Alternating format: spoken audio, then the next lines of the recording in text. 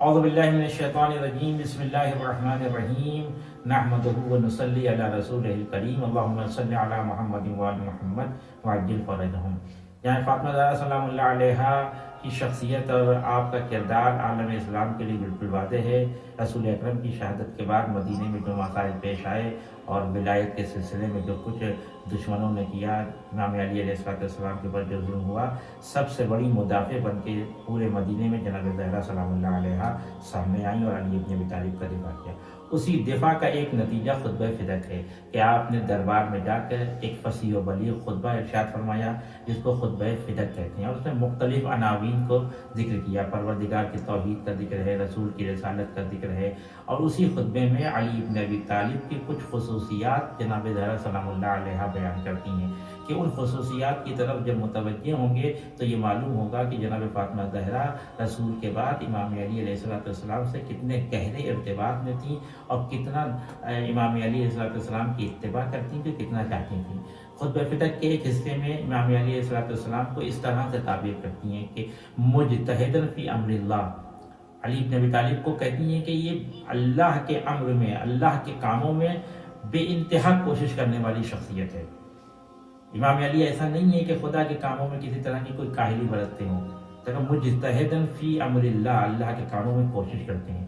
جنگ جمل کے موقع پہ امام علی جب دشمن سے جنگ لڑ رہے تھے تو اتنی شدت سے حملہ کر رہے تھے کہ لوگ پریشان ہو گئے۔ انہوں نے آگے کہا یا علی اتنی شدت نہ دکھائیے۔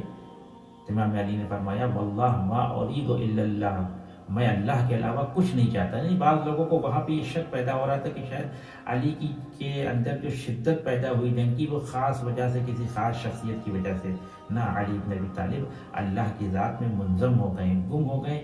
علی کی ساری کوشش امر الہی کے لیے ہوتی ہے۔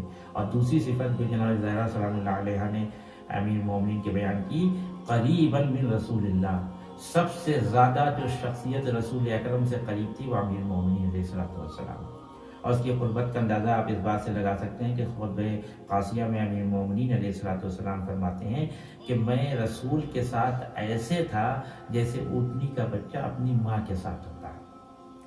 اونٹنی کا بچہ جب اپنی ماں کے ساتھ ہوتا ہے تو وہ یہ نہیں دیکھتا کہ میں کدھر جا رہا ہوں، وہ یہ دیکھتا ہے کہ میری ماں کدھر جا رہی ہے۔ اسی طرح رسول اکرم کے پیچھے علی ابن ابی طالب ایسے کرتے تھے کہ جیسے کوئی اونٹنی کا بچہ اپنی ماں کے پیچھے چل رہا ہے۔ یہ قربت کو بتا رہا ہے کہ اپنے نفع و نقصان کے بارے میں نہیں سوچتے تھے، رسول اکرم جدھر جا رہے ہیں علی ابن ابی طالب ادھر ہیں۔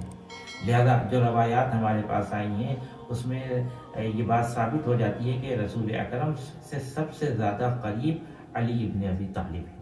ہر مرحلے میں، چاہے ایمان کا مرحلہ ہو، چاہے یقین کا مرحلہ ہو، چاہے اسلام کا مرحلہ ہو، ہر مرحلے میں علی ابن ابی طالب سب سے زیادہ رسول اکرم سے قریب ہے۔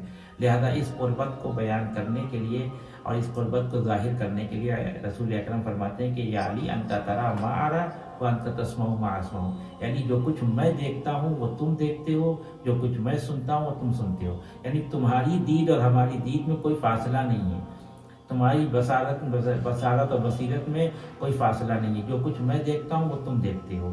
یہ قربت کی بہترین دلیل ہے۔ تو جناب زہرا دو صفتوں کے ذریعے سے علی ابن ابی طالب کو بیان کر رہی ہیں، ان کی عظمت کو بیان کر رہی ہیں کہ اللہ کی راہ میں سب سے زیادہ کوشش کرنے والی شخصیت کا نام علی ابن ابی طالب ہے، اور اپنے رسول سے سب سے قریب شخصیت کا نام علی ابن ابی طالب ہے۔ وآخر دعوانا والحمد للہ رب العالمین۔